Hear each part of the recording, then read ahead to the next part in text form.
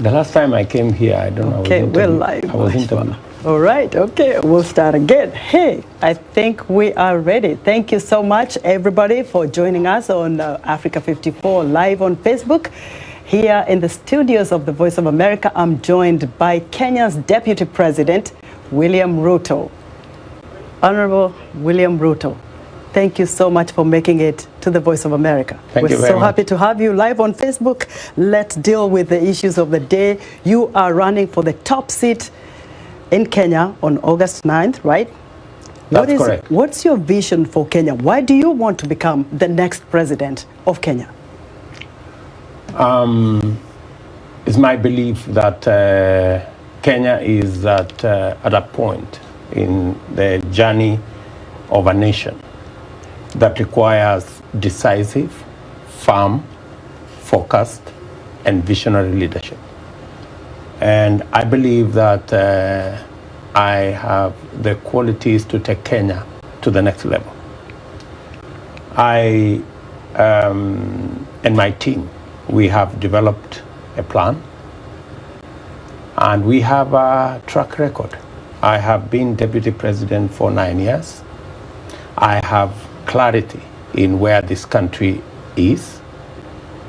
I have clarity on where it should go from here. There are things we have done over the last 9 years that have given me the persuasion that indeed we can make Kenya a different country in a very short while. Let's digest that for a little bit, Deputy President. I am very confident because that Kenya can go to the next level. You have a vision, and you have been Deputy President for the last 9 years. Correct. What are the things that didn't go well that you feel once you become the President of Kenya, you will make right? Precisely. When we came into office in 2013, we set about going to build a foundation. And that foundation, we appropriated that we needed to build a solid foundation of infrastructure, of training, of energy distribution. On the foundation of infrastructure, we built 700 kilometers of rail. We built 10,000 kilometers of tarmac. We've generated and distributed electricity to 8.5 million people. And we have built, apart from secondary education, we've built training for skills and competences with 170 technical training colleges. It is on that foundation that I believe the takeoff for Kenya is now ready. And among the things, as you've asked correctly, the things that we didn't manage to achieve in the last 8 years, and especially in the last 5 years, we had set out a program called the Big Four that had huge investments that would create jobs, that had investments in agriculture that would not only build capacity, it would also enhance productivity of our very progressive farming endeavors. And we had in it a whole program on universal health coverage and manufacturing. Unfortunately, the Big Four plan did not go as we had planned. Why? Because we got ourselves engaged in another program that was not part of the agenda upon which we were elected.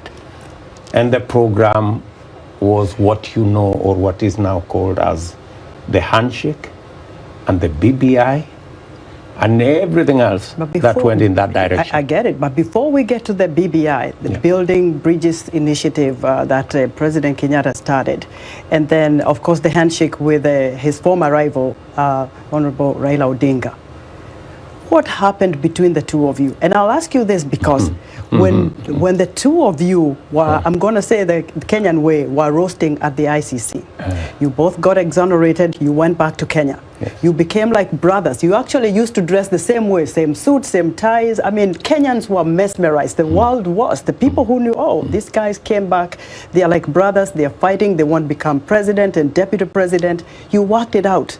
And you see, for Kenyans, they yearn for cohesion. They yearn for harmony. And they hadn't seen that in a long time. This is a country of more than 40 ethnic languages and communities. So they saw something good in that, and they voted you in. The first term went well. The second term, where did the fallout between you, Deputy President Ruto, and President Uhuru Kenyatta come from? What happened? Tell us. History is going to be written one day, and I'm sure details will be out there. But let me say the following. In our first term, we were focused as a government on delivery of our plan. And that is why our first term stands out. Every legacy program President Uhuru Kenyatta will go home with is the programs of the first term. Whether you talk about the SGR, whether you talk about our road network, whether we talk about our electricity connection, whether you talk about the equipment we have supplied in our referral hospitals, whether we talk about the TVET program, that's all first term. Fine, but what happened? Second term, because we got a lot of stuff we need to get. Second term, yes, we got ourselves engaged in this handshake that was built to be an exercise to bring people together.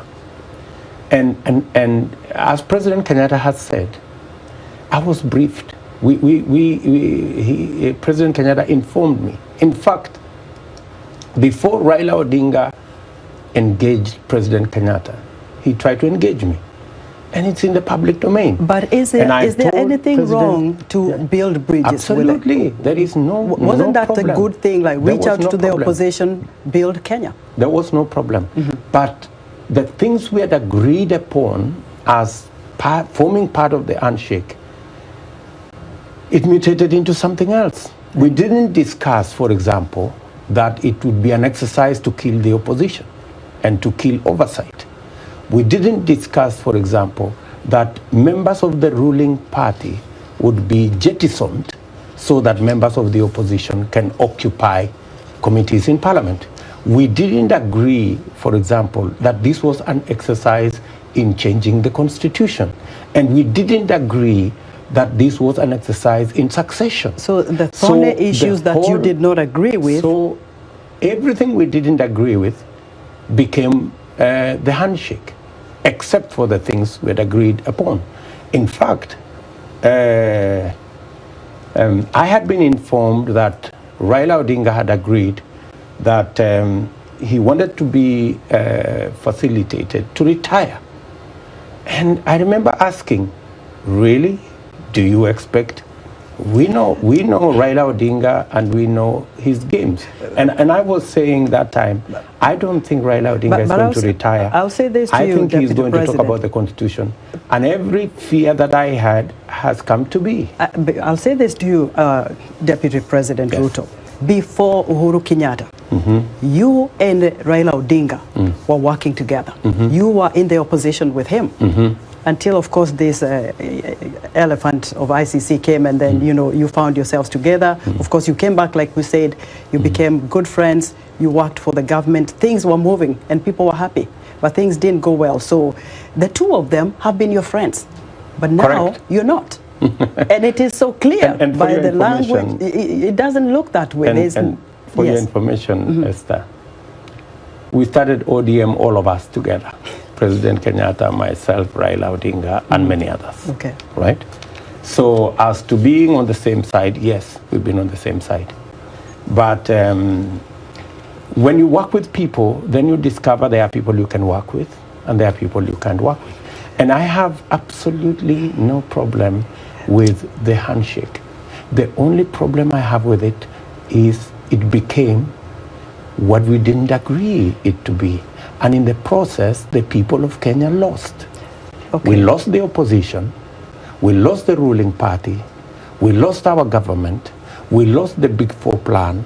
We lost direction. And because you lost direction, Kenyans lost direction. Let me tell you the bigger biting issues, because look, I come from there.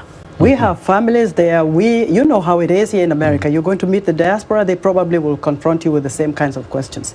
The moral fabric of Kenya has gone way so bad that what we're reading every day is killings, children being killed, people have lost their mind. There is no food on the table, the economy has dwindled, and there's high-level corruption. This is the root cause of the problem in Kenya. Every day we wake up, we're looking at the newspapers, we're reading stories that we've never seen before in the history of Kenya, where a woman will wake up and poison her kids because she can't handle it anymore. Deputy President, you are on the front lines in the churches. We know where you stand with your faith. What is wrong with the Kenyan fabric? Why are Kenyans so desperate to that level? We read this news and we wonder what's going on with our motherland. It is not good at all. What are you going to do about it? Because you're running for the top seat. On what grounds now, if people cannot put food on the table? People are committing suicide. There's even incest in the families. We gotta tell it like it is, because that's what's happening in Kenya. How are you going to address that? Because all we see is that little bickering of politicians while people are suffering. Yes, there is COVID, that is global. What is the problem with Kenya? What's the problem with this high-level corruption? What's the problem with not putting food on the table? Why can't we feed Kenyans? Why can't you feed Kenyans? You're the leaders. It's your responsibility. Answer me, because I'm very emotional on that topic. Thank you very much, Esther, and I feel you. Yes.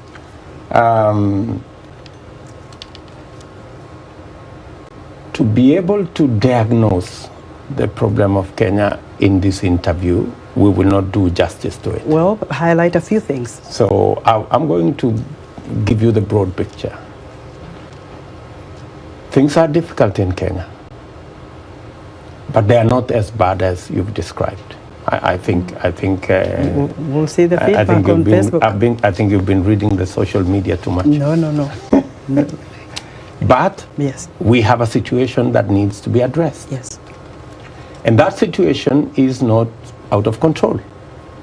I can tell you that, yes, we can deal with the problem of hunger in our country. It's unfortunate that we dropped the subsidies on agriculture inputs, and by so doing, lowered the productivity of our farmers. It is my very strong belief that the very first thing that we must do is to sort out our agriculture. How do we do it? One, we need to put in resources to make sure that we enhance the productivity of our farmers. That productivity of our farmers, whether you're talking about milk, whether you're talking about tea, whether you're talking about coffee, whether you're talking about sugarcane, maize, wheat, rice, enhancing productivity is the way to go.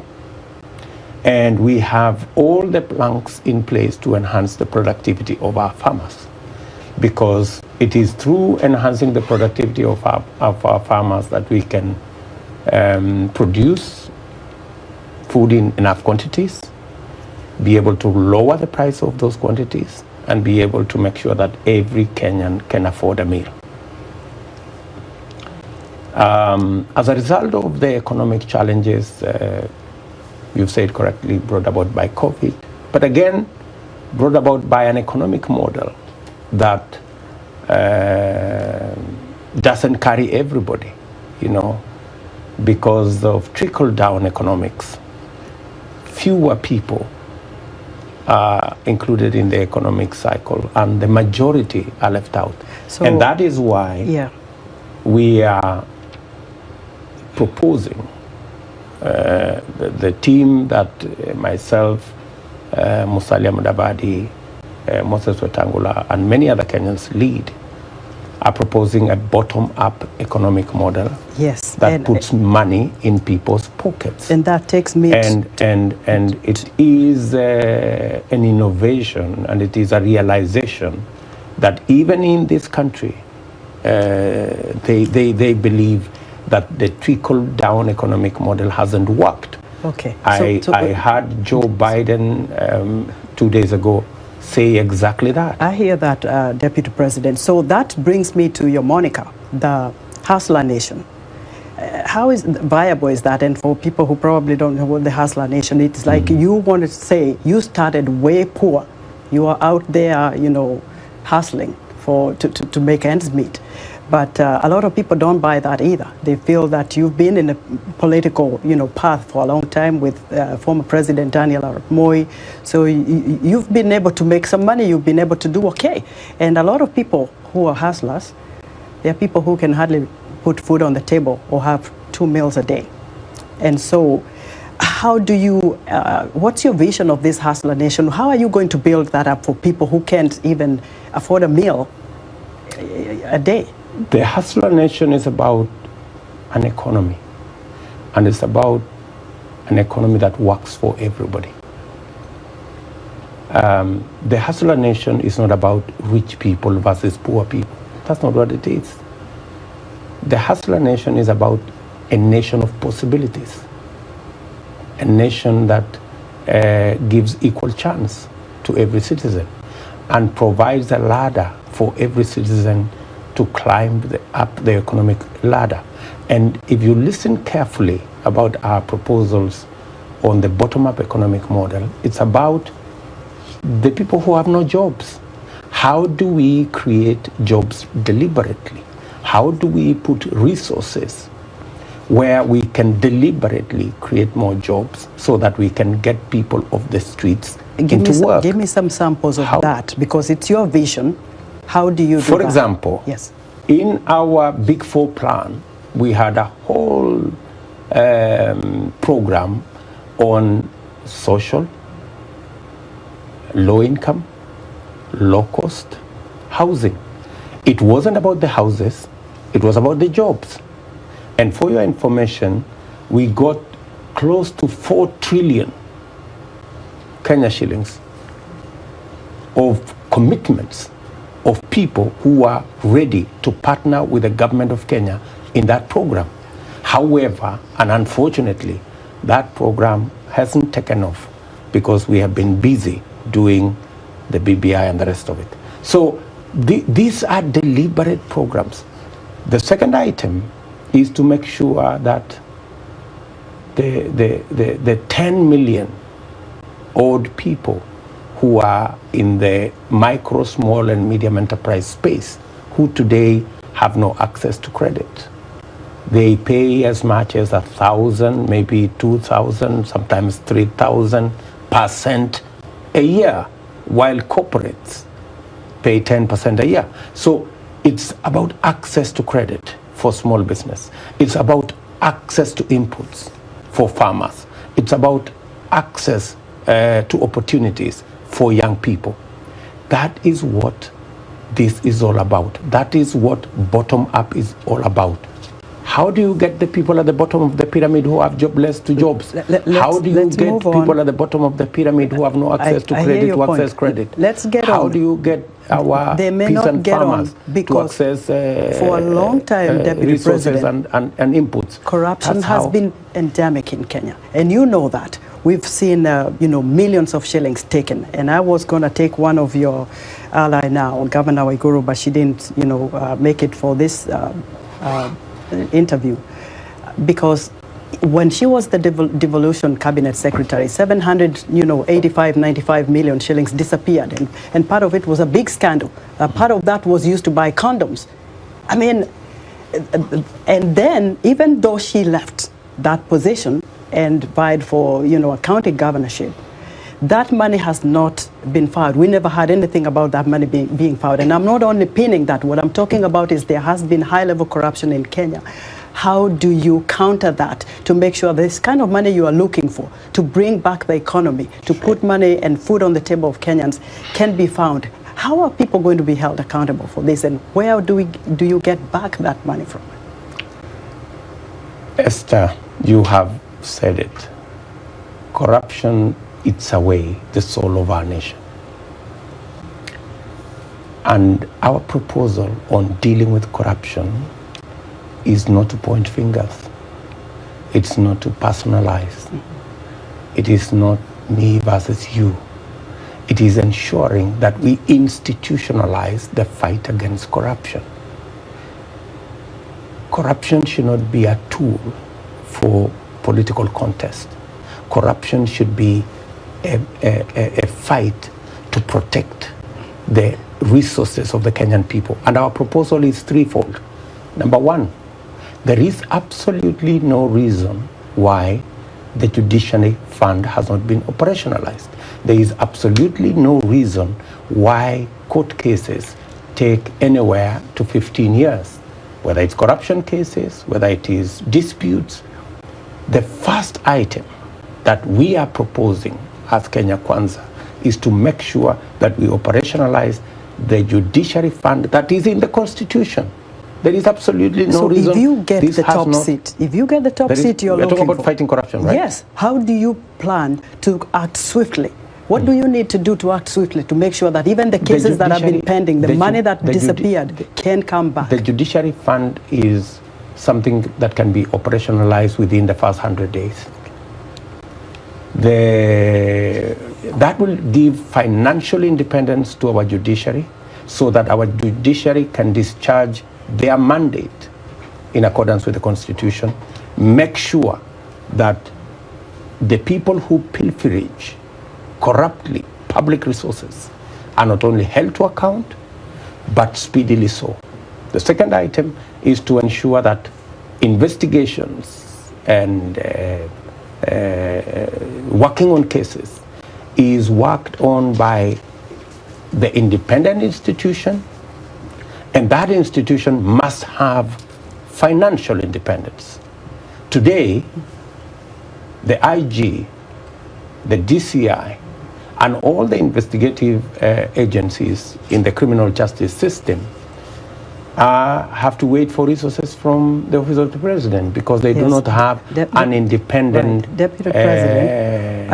I know because appointing an independent accounting officer. Yes. So an independent budget to an independent institution, it's already in the Constitution. Yes. It is not any invention you are going to make.